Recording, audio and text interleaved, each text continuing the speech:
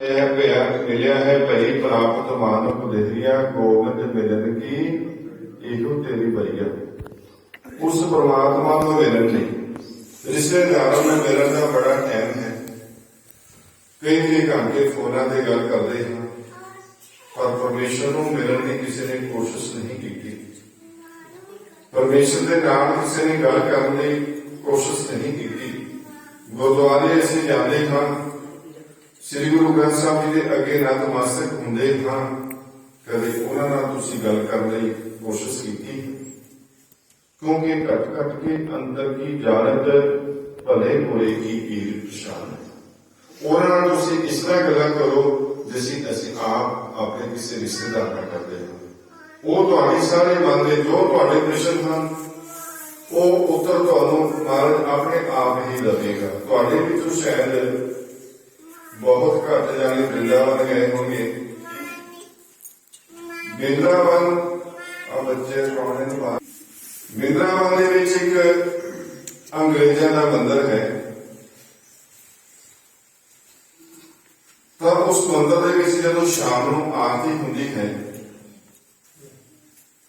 ਤਾਂ ਜਿਹੜੇ ਉਹ ਔਰ ਦੇ ਅੰਗਰੇਜ਼ ਹਨ, ਉਹ ਬ੍ਰਿੰਦਾਵਨ ਦੇ ਵਿੱਚ ਜਦੋਂ ਤੁਰਦੇ ਹਨ ਪੈਰਾਂ ਤੋਂ ਨੰਗੇ ਹੁੰਦੇ, ਚਾਹੇ ਉਹ ਮੈਂ ਨੇ ਜਾਂ ਉਹ ਮੈਂ ਨੇ,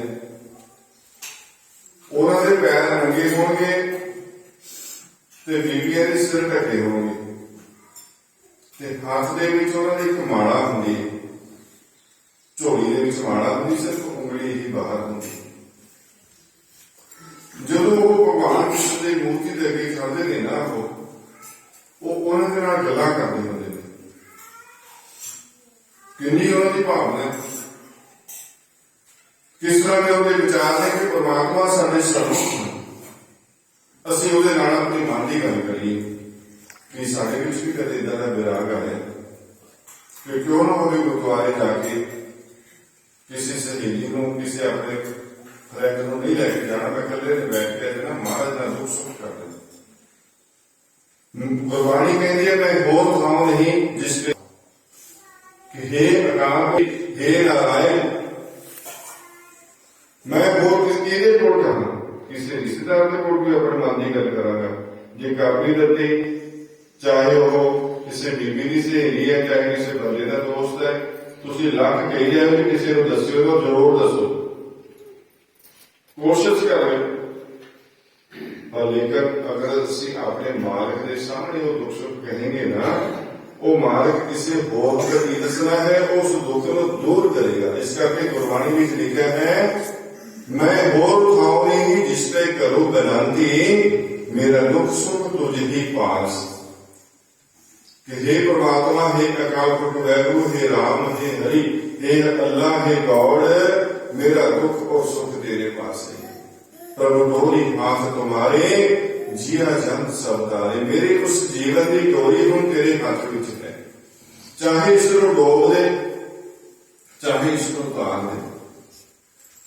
आज की ये जो पूर्णमासी के संबंध में, वैसे पूर्णमासी कल है, दास ने अज जाना है हरियाणे, एक होली की पूर्णमासी। कई युग पहला जो हरनाकश ने बड़े अत्याचार किए, पहले बड़ी तपस्या की, कहते तपो राज राजो नरक, तप के नाल ही राज मिलता है। जो राज करता है कोई बंदा, कोई पावर आ जाए, फिर वो ऐटोमैटिक पाप होने भी शुरू हो जाते हैं, क्योंकि वो परमात्मा ते मौत नूं भुल जाता है। ਅਸੀਂ ਪਾਪ ਕਦੋਂ ਕਰਦੇ ਹਾਂ? ਜਦੋਂ ਅਸੀਂ ਦੋ ਚੀਜ਼ਾਂ ਨੂੰ ਭੁੱਲ ਜਾਈਏ, ਉਸ ਪਰਮਾਤਮਾ ਨੂੰ ਤੇ ਮੌਤ ਨੂੰ। ਜੇ ਦੋਨੇ ਹੀ ਚੀਜ਼ਾਂ ਸਾਡੇ ਯਾਦ ਹਨ ਤਾਂ ਤੁਸੀਂ ਪਾਪ ਨਹੀਂ ਕਰ ਸਕਦੇ, ਤੁਸੀਂ ਹਮੇਸ਼ਾ ਹੀ ਸੱਚ ਦੇ ਉੱਪਰ ਹੀ ਚੱਲੋਗੇ। ਤਾਂ ਉਸ ਹਰਨਾਕਸ਼ ਨੇ ਬੜੇ ਤਪ ਕੀਤੇ, ਤਪ ਕਰਨ ਦੇ ਨਾਲ ਉਸ ਪਰਮਪਿਤਾ ਪਰਮਾਤਮਾ ਨੂੰ, ਉਸ ਨਾਰਾਇਣ ਨੂੰ ਪਾਲਿਆ। ਸਾਹਮਣੇ ਭਗਵਾਨ ਖੜੇ ਹਨ, ਕਹਿ ਲਗੇ ਹਰਨਾਕਸ਼ ਮੱਖ ਜੋ ਕੁਛ ਸੁਣ ਰਹੇ। ਕਹਿ ਲਗੇ ਭਗਵਾਨ, ਜੇ ਤੁਸੀਂ ਮੇਰੀ ਤਪੱਸਿਆ ਤੋਂ ਪ੍ਰਸੰਨ ਹੋ ਨਾ ਮੈਂ ਦਿਨੇ ਮਰਾਂ ਨਾ ਰਾਤ ਨੂੰ, ਨਾ ਮੈਂ ਘਰ ਦੇ ਅੰਦਰ ਮਰਾਂ ਨਾ ਬਾਹਰ, ना मैं किसी अस्त्र तो मिला ना शास्त्र तो मरा, किसी भी कृपान नाल या किसी गोली नाल ना मरा, ना मैनू कोई मानव मारे ना मैनू कोई दानव मारे। जे परमात्मा ने ਉਹਦੀ ਭਗਤੀ ਤੋਂ ਪ੍ਰਸੰਨ ਹੋ ਕੇ ਤਥਾ ਅਸਤੂ ਕੇ ਠੀਕ ਹੈ, ਇਦਾਂ ਹੀ ਹੋਵੇਗਾ। ਜਦੋਂ ਇੰਨੇ ਵਾਰ ਹਰਨਾਕਸ਼ ਨੇ ਪ੍ਰਾਪਤ ਕੀਤੇ ਸਾਧ ਸੰਗਤ ਪਰਮਾਤਮਾ ਤੋਂ, ਤਾਂ ਕੀ ਹੋਇਆ? ਹਰਨਾਕਸ਼ ਨੇ ਸੋਚਿਆ ਮੈਂ ਕਿਹੜਾ ਹੁਣ ਮਰਨਾ, ਹੁਣ ਆਪਾਂ ਨੂੰ ਸਾਰਿਆਂ ਨੂੰ ਪਤਾ ਅੱਗੇ ਤਾਂ ਹੁੰਦੀ 100 ਸਾਲ ਦੀ ਉਮਰ, ਹੁਣ 100 ਦੀ ਤਾਂ ਰਹੀ ਨਹੀਂ ਹੈਗੀ, ਹੁਣ ਤਾਂ 60 70 80 ਬਸ ਇੱਥੇ ਕੰਮ ਹੋ ਜਾਂਦਾ। ਜੇ ਅਸੀਂ ਹੋ ਵੀ ਗਈ ਨਾ ਤਾਂ ਉਸ ਤੋਂ ਬਾਅਦ ਸਾਡੇ ਘਰ ਵਿੱਚ ਕੁਝ ਨਹੀਂ ਚੱਲਦਾ, ਮੰਮੀ ਜੀ ਦੀ ਪੈ ਰਹੇ ਹਾਂ। ਇਸ ਕਰਕੇ ਕਬੀਰ ਸਾਹਿਬ ਕਹਿੰਦੇ ਨੇ ਕਿ ਥੋੜਾ ਜੀਵਨ ਹੈ ਜੋ ਹਰ ਕਾ ਸਿਮਰਨ ਹੋਈ, ਲੱਖ ਵਰਸ का जीवन ਲਿਖੇ ਧਰੇ ਨਾ ਕੋਈ। ਕਬੀਰ ਸਾਹਿਬ ਕਹਿੰਦੇ ਕਿ ਥੋੜਾ ਹੀ ਪਰਮਾਤਮਾ ਜੀਵਨ ਨਹੀਂ ਜੋ ਤੇਰਾ ਸਿਮਰਨ ਹੋ ਜਾਵੇ। ਜਿਸ ਉਮਰ ਵਿੱਚ ਤੇਰਾ ਸਿਮਰਨ ਨਹੀਂ ਹੋਣਾ, ਹਾਏ ਤੋਬਾ ਵਿੱਚ ਨਿਕਲਣੀ ਹੈ, ਤੇ ਉਹ ਜੀਵਨ ਤੋਂ ਲੈਣਾ ਕੀ ਹੈ? ਉਸ ਸਾਲਾਂ ਤੋਂ ਮੈਂ ਕੀ ਲੈਣਾ, ਕਿੰਨੇ ਸਾਲ ਦਾ ਹੋ ਗਿਆ? ਜਦੋਂ ਹੁਣ ਹਰਨਾਕਸ਼ ਨੂੰ ਪਤਾ ਲੱਗ ਰਿਹਾ ਕਿ ਮੈਨੂੰ ਕੋਈ ਮਾਰ ਨਹੀਂ ਸਕਦਾ ਹੈ, ਤਾਂ ਉਸਨੇ ਪਾਪ ਕਰਨੇ ਸ਼ੁਰੂ ਕਰ ਦਿੱਤੇ। ਉਹਨੇ ਮੰਦਰਾਂ ਦੇ ਵਿੱਚੋਂ ਭਗਵਾਨ ਦੀਆਂ ਮੂਰਤੀਆਂ ਚੁਕਾ ਦਿੱਤੀਆਂ ਕਿ ਮੇਰੀ ਮੂਰਤੀ ਰੱਖ ਲਓ। ਹੁਣ ਜਿਹੜੇ ਰੱਬ ਨੂੰ ਮੰਨਣ ਵਾਲੇ ਸੀ, ਜਿਨ੍ਹਾਂ ਨੂੰ ਗਿਆਨ ਸੀ, ਤੇ ਉਹ ਕਹਿੰਦੇ ਜੀ ਅਸੀਂ ਨਹੀਂ ਤੈਨੂੰ ਮੰਨ ਸਕਦੇ। ਹੁਣ ਰਾਜਾ ਸੀ, ਰਾਜਾ ਉਸਨੂੰ ਫਾਂਸੀ ਦੀ ਸਜ਼ਾ ਦੇ ਦਿੰਦਾ ਸੀ। ਅਚਾਨਕ ਕੀ ਹੋਇਆ? ਉਸਦੇ ਘਰ ਦੇ ਵਿੱਚ ਉਹਦਾ ਪੁੱਤਰ ਪ੍ਰਹਲਾਦ ਪੈਦਾ ਹੋਇਆ। ਇਤਿਹਾਸ ਦੱਸਦਾ ਹੈ ਕਿ ਪ੍ਰਹਲਾਦ ਨੇ ਜਨਮ ਲੈਂਦੇ ਸਾਰੀ ਕਿਹਾ ਸੀ ਰਾਮ ਰਾਮ।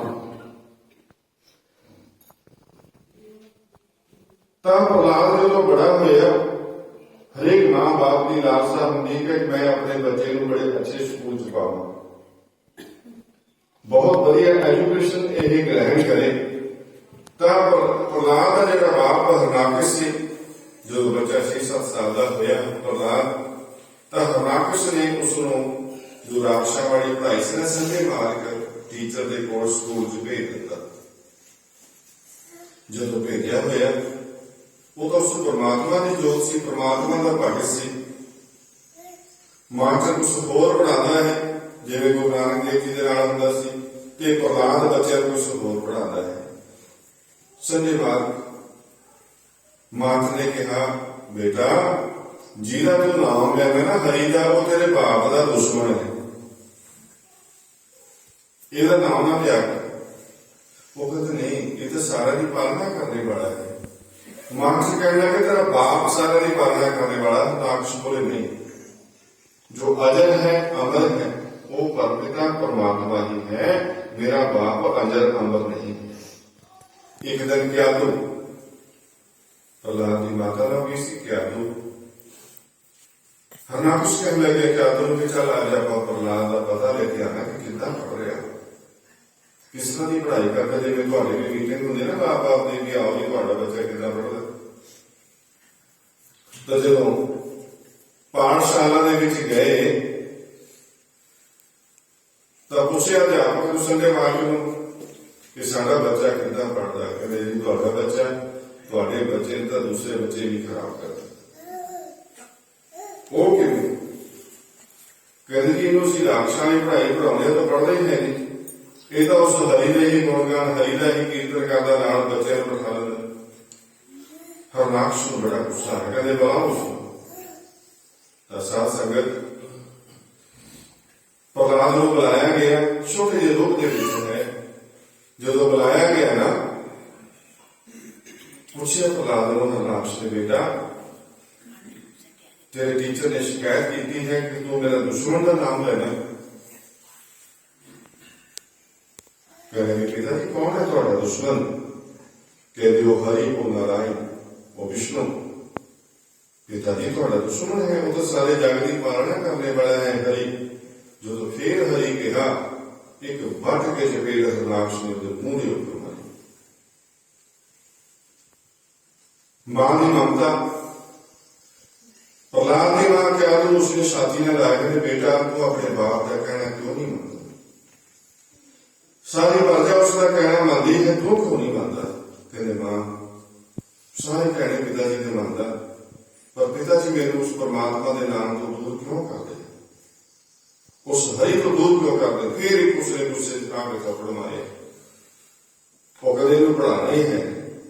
राजे को इन्ना गुस्सा, जाने उसने एक सप्पा की जी कोठड़ी जिसे सप्पे सप से मारता, कहते सप लड़ मर जाऊगा, मैनू यह जिहा पुत्र नहीं चाहिए। साध संगत इतिहास गवाह है कि वो जो सप से प्रहलाद एक माड़ा मंगण घूम रहे थे, प्रहलाद उसने किया सप्पा ने।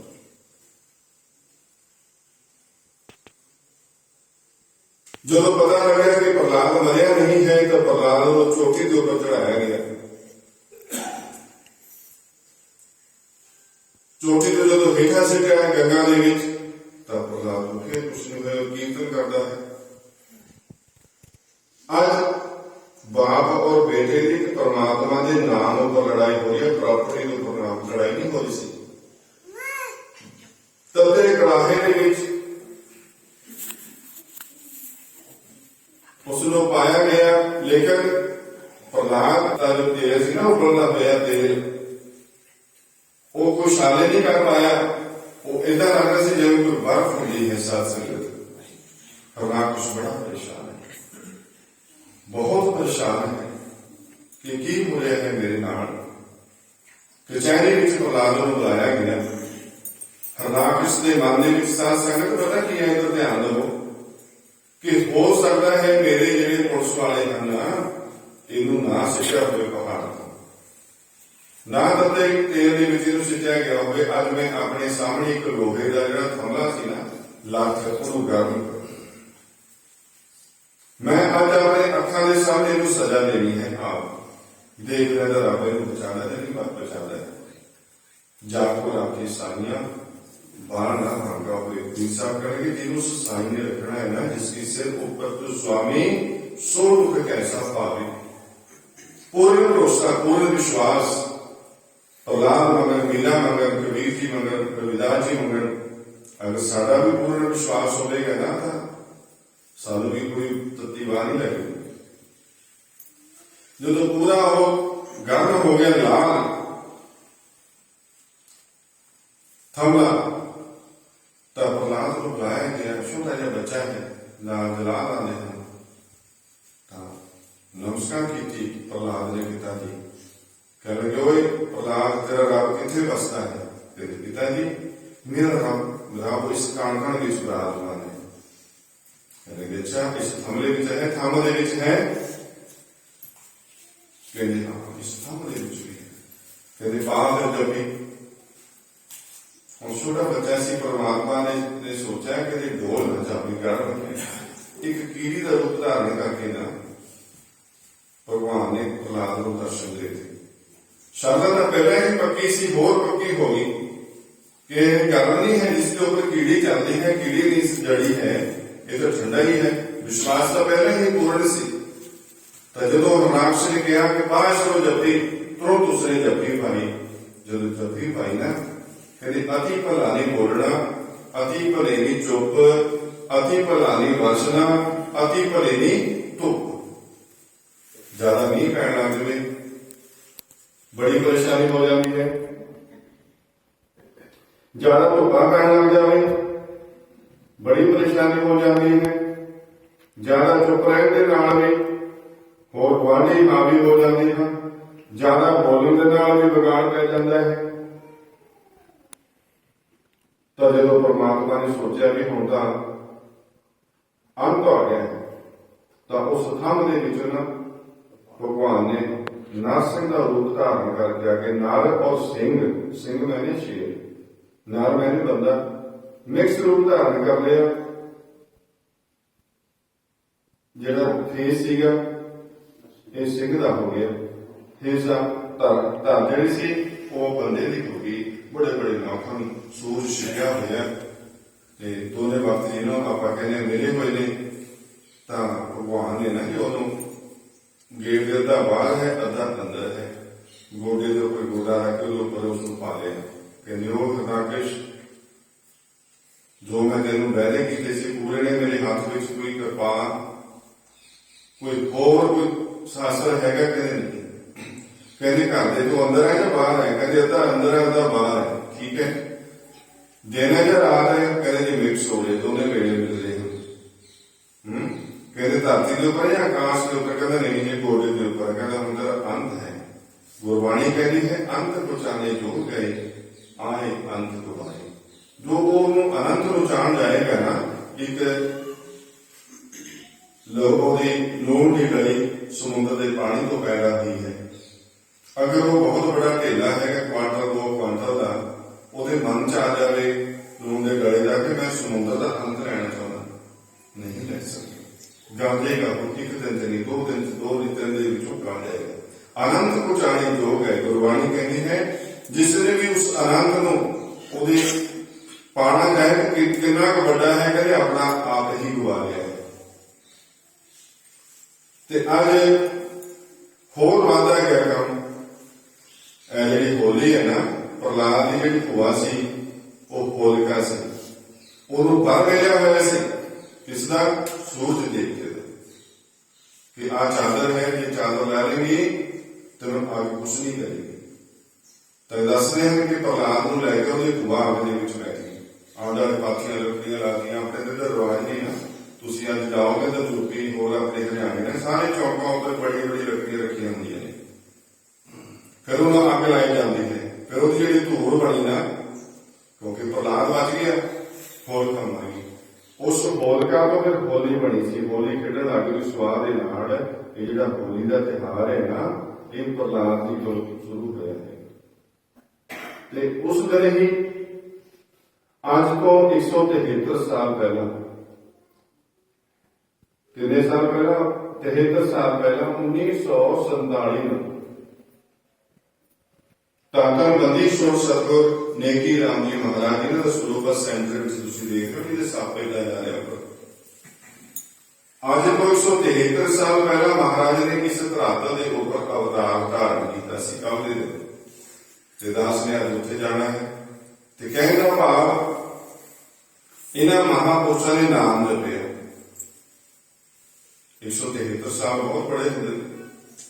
ਤੁਸੀਂ ਜਿੰਨੇ ਵੀ ਬੇਸ਼ੱਕ ਤੁਹਾਡੇ ਬਾਪ ਦਾਦੇ ਪੜਦਾਦੇ ਦਾ ਪੜਪੜਦਾਦੇ ਦਾ ਕੋਈ ਵੀ ਦਿਨ ਮਨਾਉਂਦਾ ਹੋਣਾ, ਪਰ ਇਹਨਾਂ ਮਹਾਪੁਰਸ਼ਾਂ ਦੇ, ਹੁਣ ਆਪਾਂ ਸ੍ਰੀ ਗੁਰੂ ਰਵਿਦਾਸ ਜੀ ਦਾ, ਕਬੀਰ ਸਾਹਿਬ ਜੀ ਦਾ, ਗੁਰੂ ਨਾਨਕ ਜੀ ਦੇ ਕੋਈ 500-600 ਸਾਲ ਹੋ ਗਏ। ਇਹਨਾਂ ਕੋਲ ਕੀ ਸੀਗਾ? ਕਿਉਂ ਇਹਨਾਂ ਦੇ ਅਵਤਾਰ ਦਿਹਾੜੇ ਮਨਾਏ ਜਾਂਦੇ ਹਨ? ਇਹਨਾਂ ਕੋਲ ਨਾਮ ਦੀ ਕਮਾਈ ਸੀ। ਇਹ ਸੰਸਾਰ ਵਿੱਚ ਆਏ ਤੇ ਖਾਲੀ ਨਹੀਂ ਗਏ, ਹੋਰਾਂ ਦੀਆਂ ਵੀ ਝੋਲੀਆਂ ਭਰ ਕੇ ਗਏ ਹਨ। ਮਹਾਰਾਜ ਈਸ਼ਵਰਦਾਸ ਜੀ ਕਹਿੰਦੇ ਹਨ ਜੀਵ ਜਗ ਜਹਾਨ ਤੇ ਗਏ ਖਾਲੀ। ਖਾਲੀ ਕੌਣ ਜਾਂਦਾ? ਜੀਵ ਜਗ ਜਹਾਨ ਤੇ ਗਏ ਖਾਲੀ, ਜਿਨ੍ਹਾਂ ਰੱਬ ਦਾ ਨਾਮ ਧਿਆਇਆ। ਜਿਹਨੇ ਰੱਬ ਦਾ ਨਾਮ ਨਹੀਂ ਧਿਆਇਆ, ਕਹਿੰਦੀ ਇਸ ਜਹਾਨ ਤੋਂ ਖਾਲੀ ਗਏ। ਭਜਨ ਕੀਤਾ ਨਾ ਸੰਤਾਂ ਦੀ ਕਰੀ ਸੇਵਾ, ਭਲਾ ਕੰਮ ਵੀ ਕੋਈ ਕਮਾਇਆ ਨਾ। ਕਹਿੰਦੇ ਆਪਣੇ ਪੂਰੇ ਜੀਵਨ ਦੇ ਉਸਨੇ ਕੋਈ ਵੀ ਕਿਸੇ ਪ੍ਰਕਾਰ ਦੀ ਮਹਾਪੁਰਸ਼ਾਂ ਦੀ ਕੋਈ ਸੇਵਾ, ਕੋਈ ਵੀ ਆਪਣੇ ਜੀਵਨ ਬੰਦਿਆਂ ਦੇ ਕਰਮਾਂ ਵਿੱਚ ਹੁੰਦਾ ਹੈ ਕਿ ਉਹ ਚੰਗਾ ਕੰਮ ਕਰੇ ਨਹੀਂ ਸਕਦਾ। ਹੁੰਦਾ ਹੈ ਜੇ ਕੋਈ ਜੱਗ ਕਰਨਾ ਹੈ, ਤੁਹਾਡੇ ਕੋਲ ਗ੍ਰਾਹੀ ਨੂੰ ਆਏ ਇਸ ਤਰ੍ਹਾਂ ਦੀ ਦੇਣੀ, ਚਾਹੇ ਡਾਕਟਰ ਦੇ ਸਾਹਮਣੇ ਆਵੇ, ਕਿਉਂਕਿ ਉਹਨੇ ਭਲਾ ਕੰਮ ਕਰਨਾ ਹੀ ਨਹੀਂ ਹੈ ਕੋਈ। ਜੀਵ ਜਗ ਜਹਾਨ ਤੇ ਗਏ ਖਾਲੀ, ਜਿਨ੍ਹਾਂ ਰੱਬ ਦਾ ਨਾਮ ਧਿਆਇਆ ਨਾ, ਭਜਨ ਕੀਤਾ ਨਾ ਸੰਤਾਂ ਦੀ ਕਰੀ ਸੇਵਾ। ਕਦੇ ਚੌਂਕੜਾ ਮਾਰ ਕੇ, ਗੋਡੇ ਨਹੀਂ ਜਾ ਦਿੰਦੇ ਕਿਸੇ ਸੋਫੇ ਤੇ ਬੈਠ ਕੇ, 2 ਬੜੇ ਨੇਤਰ ਬੰਦ ਕਰਕੇ ਉਸ ਮਾਲਕ ਨੂੰ ਨਹੀਂ ਜਾ ਦਿੰਦਾ ਜਿਹਨੇ ਕਿੰਨਾ ਸੁੰਦਰ ਸਰੀਰ ਦਿੱਤਾ ਹੈ, ਜਿਸੇ ਇੱਕ ਅੰਗ ਦੀ ਕੋਈ ਕੀਮਤ ਹੈ ਨਹੀਂ। ਮਾਨਸ ਜਬ ਜੰਗੀਰ ਸੀ ਰੱਬ ਦਿੱਤੀ। ਉਸ ਰੱਬ ਨੇ ਇਹ ਜਿਹੜਾ ਮਨੁੱਖਾ ਜਨਮ ਇੱਕ ਜੰਗੀਰ ਦਿੱਤੀ ਸੀ, ਬੜਾ ਕੀਮਤੀ। ਮਾਨਸ ਜਨਮ ਜੰਗੀਰ ਸੀ ਰੱਬ ਦਿੱਤੀ, ਨਫਾ ਇਸ ਤੇ ਕੋਈ ਉਠਾਇਆ ਨਾ। ਕਹਿੰਦੇ ਕੋਈ ਨਫਾ ਨਹੀਂ ਲੱਗੇ ਕਮਾਇਆ ਹੈਗਾ, ਤੂੰ ਤਾਂ ਖਾਲੀ ਗਿਆ, ਘਾਟੇ ਵਿੱਚ ਹੀ ਗਿਆ। ਕਿਉਂਕਿ ਕੁਮਾਰ ਵਾਲਾ ਕਬੀਰ ਸਾਹਿਬ ਕਹਿੰਦੇ ਨੇ ਮੇਰੀ ਮੇਰੀ ਕਰਤੇ ਜਨਮ ਦਿਓ। ਬਸ ਕਹਿੰਦਾ ਮੇਰੀ ਕਰਦਾ ਤੂੰ ਜਨਮ ਤੇਰਾ ਨਿਕਲ ਗਿਆ, ਤੂੰ ਕੋਈ ਭਲਾ ਕੰਮ ਕੀਤਾ ਹੀ ਹੈ ਨਹੀਂ। ਮਾਨਸ ਜਨਮ ਜੰਗੀਰ ਸੀ ਰੱਬ ਦਿੱਤੀ, ਨਫਾ ਇਸ ਤੇ ਕੋਈ ਉਠਾਇਆ ਨਾ। ਈਸ਼ਰ ਦਾਸ ਲਾਲਚ ਵਿੱਚ ਲੱਗ ਵਧੇ। ਬੰਦੀ ਛੋੜ ਲਾਜ ਵਿੱਚ ਲੱਗ ਬੰਦੇ, ਕੁਛ ਆਪਣਾ ਆਪ ਬਣਾਇਆ ਨਾ। ਠੀਕ ਹੈ, ਤੂੰ ਧੀਆਂ ਪੁੱਤਰਾਂ ਵਾਸਤੇ ਬਹੁਤ ਕੁਛ ਬਣਾ ਗਿਆ, ਪਰ ਯਾਦ ਰੱਖੀ ਉਹ ਧੀਆਂ ਪੁੱਤਰਾਂ ਨੇ ਲਾਸਟ ਦੇ ਨਾਲ ਕੀ ਕਰਨਾ, ਉਹਨਾਂ ਨੂੰ ਵੀ ਤੈਨੂੰ ਪੁੱਛਣਾ ਨਹੀਂ ਹੈ। ਉਹਨਾਂ ਨੇ ਵੀ ਕਹਿਣਾ ਬਾਪੂ ਨੇ ਕੁਛ ਨਹੀਂ ਬਣਾਇਆ, ਬੀਬੀ ਨੇ ਕੁਛ ਨਹੀਂ ਬਣਾਇਆ। ਚਾਹੇ ਉਹ ਆਪਣੀ ਜਾਨ ਤੋਂ ਜਾਂਦੇ ਰਹੇ, ਕਿੰਨਾ ਕੁਛ ਉਹਨਾਂ ਨੇ ਕਮਾਇਆ, ਬੜਾ ਪੜਾਇਆ ਲਿਖਾਇਆ, ਸਭ ਕੁਛ ਕੀਤਾ। ਇਸ ਅਰਦਾਸ ਲਾਲਚ ਵਿੱਚ ਲੱਗ ਬੰਦੇ, ਉਸ ਆਪਣਾ ਆਪ ਕਮਾਇਆ ਨਾ, ਕਿ ਤੂੰ ਆਪਣਾ ਆਪ ਦਾ ਕੁਛ ਬਣਾ ਲੈਂਦਾ, ਕਿ ਜੋ ਤੈਨੂੰ ਉਸ ਦਰਗਾਹ ਦੇ ਵਿੱਚ ਤੈਨੂੰ ਥੋੜੀ ਥਾਂ ਦਾ ਮਿਲਦੀ ਵੀ ਹਾਂ ਤੂੰ ਕੁਛ ਜਾ ਕੇ ਬੰਦਗੀ ਕੀਤੀ ਸੀ।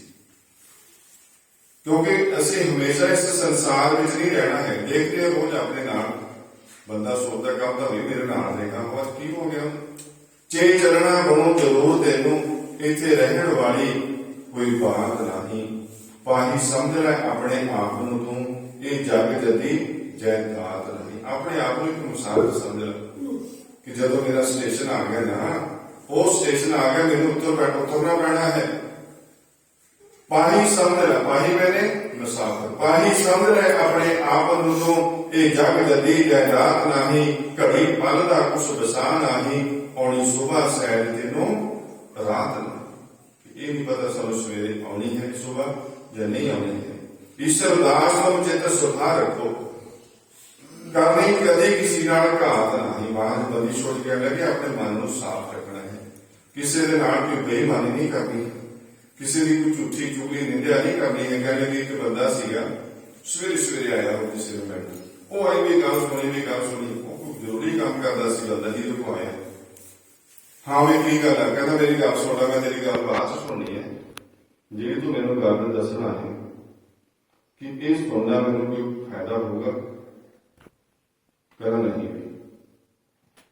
ਜਿਹੜੀ ਤੂੰ ਮੈਨੂੰ ਗੱਲ ਦੱਸਣਾ ਹੈ ਕੀ ਗੱਲ ਸੱਚੀ ਹੈ ਜਾਂ ਝੂਠੀ ਹੈ, ਕਹਿੰਦੇ ਇਹਦਾ ਵੀ ਮੈਨੂੰ ਪੱਕਾ ਨਹੀਂ ਪਤਾ ਹੈ। ਕਹਿੰਦਾ ਨੰਬਰ 3, ਜਿਹੜੀ ਤੂੰ ਮੈਨੂੰ ਗੱਲ ਦੱਸਣੀ ਚਾਹੁੰਦਾ ਹੈ, ਇਸ ਗੱਲ ਦੇ ਨਾਲ ਕਿਸੇ ਦੀ ਇੱਜ਼ਤ ਵਧਣੀ ਹੈ ਜਾਂ ਉਹਦੀ ਬੇਇੱਜ਼ਤੀ ਹੋਣੀ ਹੈ। ਕਹਿੰਦਾ ਮੈਨੂੰ ਇਹ, ਕਹਿੰਦਾ ਬੇਇੱਜ਼ਤੀ ਹੋਣੀ ਹੈ। ਕਹਿੰਦਾ ਫਿਰ ਤੂੰ ਨਾ ਆਪਣੇ ਕੰਮ ਕਰ, ਮੈਂ ਏਦਾਂ ਦੀ ਗੱਲ ਕਿਉਂ ਸੁਣ, ਫਿਰ ਤੁਸੀਂ ਵੀ ਆਪਣਾ ਏਦਾਂ ਦਾ ਬਣਾਉਣਾ। ਸਮਝੀ, ਜੇ ਕੋਈ ਗੁਆਂਢੀ ਜਾਂ ਗੁਆਂਢਣ ਆਵੇ ਨਾ ਗੱਲ ਸੁਣੀ, ਕਦੇ ਇੱਥੇ ਚੁੱਪ ਕਰ ਜਾ। ਕੋਈ ਰੱਬ ਦੇ ਘਰ ਦੀ, ਗੁਰੂ ਘਰ ਦੀ ਕੋਈ ਗੱਲ ਤੇਰੇ ਕੋਲ ਹੈ ਤਾਂ ਮੈਨੂੰ ਸੁਣਾ ਦੇ। ਤੇ ਮੈਂ ਏਦਾਂ ਦੀ ਗੱਲਾਂ ਨਹੀਂ ਛੋੜਨੀਆਂ ਫਾਲਤੂ, ਜਿਹੜੀ ਪਤਾ ਨਹੀਂ ਸੱਚ ਹੈ, ਨਹੀਂ ਸੁਣਨਾ ਮੈਨੂੰ ਕੋਈ ਫਾਇਦਾ ਨਹੀਂ ਹੋਣਾ। ਜਦੋਂ ਅਸੀਂ ਆਪਣਾ ਏਦਾਂ ਦਾ ਮਨ ਸਾਡਾ ਹੋ ਗਿਆ ਨਾ, ਫਿਰ ਉਹ ਪਰਮਾਤਮਾ ਦਾ ਤੁਹਾਡੇ ਇਰਦ ਗਿਰਦ ਘੁੰਮੇਗਾ। ਤੁਹਾਡਾ ਘਰ ਵੀ ਉਹੀ ਰਹੇਗਾ, ਤੁਹਾਡਾ ਪਰਿਵਾਰ ਵੀ ਉਹੀ ਰਹੇਗਾ, ਰਿਸ਼ਤੇਦਾਰ ਵੀ ਉਹੀ ਰਹਿਣਗੇ, ਪਿੰਡ ਵੀ ਉਹੀ ਰਹੇਗਾ, ਲੇਕਿਨ ਤੁਹਾਡੇ ਇੱਕ ਸੁਭਾਅ ਵਿੱਚ ਚੇਂਜ ਆ ਜਾਵੇਗੀ। ਸਭ ਗੋਬਿੰਦ ਹੈ, ਸਭ ਗੋਬਿੰਦ ਹੈ, ਗੋਬਿੰਦ ਬਿਨ ਕੋ ਨਾਹੀ। ਸਾਰੇ ਵਿੱਚ ਹੀ ਤੁਹਾਨੂੰ ਉਸ ਪਰਮਾਤਮਾ ਦੇ ਹੀ ਦਰਸ਼ਨ ਹੋਣਗੇ। ਏਦਾਂ ਦੀ ਆਪਣੀ ਚਿੱਤ ਗੱਤੀ ਨੂੰ ਬਣਾਉਣਾ ਹੈ। ਉਹ ਚਿੱਤ ਗੱਤੀ ਕਦੋਂ ਹੋਏਗੀ, ਜਦੋਂ ਅਸੀਂ ਗੁਰੂ ਘਰ ਜਾ ਕੇ ਇਕਾਗਰਤਾ ਨਾਲ 5 ਮਿੰਟ ਬੈਠੋ, ਇਹ ਨਹੀਂ ਬੈਠ ਸਕਦੇ ਅਸੀਂ 2 ਘੰਟੇ ਬੈਠੀਏ, ਅੱਧਾ ਘੰਟਾ ਬੈਠਣਾ। ਇਕਾਗਰਤਾ ਨਾਲ ਇਹ ਹੈ ਕਿ ਅਸੀਂ ਮਾਰੇ ਗੁਰੂ ਗ੍ਰੰਥ ਸਾਹਿਬ ਨਾਲ ਜਾਂ ਆਪਣੇ ਇਸ਼ਟਾਂ ਦੀ ਗੱਲ ਕਰੀਏ। ਏਦਾਂ ਦੇ ਤੁਹਾਡੇ ਖਿਆਲ ਆਦੇ ਹੋਣੇ ਚਾਹੀਦੇ ਨੇ, ਨਾ ਕਿ ਇਹ ਦੇਖਣਾ ਹੈਗਾ ਕਿ ਕਿਹਦੇ ਕਿੱਦਾਂ ਦਾ ਸੂਟ ਪਾਇਆ। ਗੁਰਬਾਣੀ 'ਚ ਲਿਖਿਆ ਅੱਖੀਂ ਦੇਖਦਾ ਰੁੱਤੀਆਂ ਬਹੁ ਰੰਗ ਤਮਾਸ਼ਾ।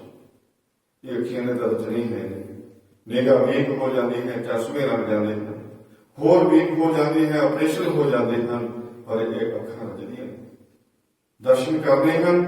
ਦਰਸ਼ਨ ਦੇਖ ਜੀਵਨਾ ਗੁਰ ਤੇਰਾ, ਬਸ ਪਰਮਾਤਮਾ ਦੇ ਹੀ ਦਰਸ਼ਨ ਕਰਨੇ ਹਨ, ਜਿਹਦੇ ਦਰਸ਼ਨ ਕਰਨ ਨਾਲ ਇਸ ਲੋਕ ਵਿੱਚ ਔਰ ਪਰਲੋਕ ਵਿੱਚ ਸਾਡਾ ਜਿਹੜਾ ਜਨਮ ਹੈ ਉਹ ਸੁਹੇਲਾ ਹੋ ਜਾਵੇ। ਹੁਣ ਗੁਰੂ ਮਹਾਰਾਜ ਦੀ ਆਰਤੀ ਹੋਏਗੀ, ਆਰਤੀ ਤੋਂ ਉਪਰੰਤ ਜੀ ਭੋਗ ਦੇ ਸ਼ਬਦ ਪੜ੍ਹੇ ਜਾਣਗੇ। ਉਚਾਰਨ ਕਰੋ ਸਾਧ ਸਾਧ।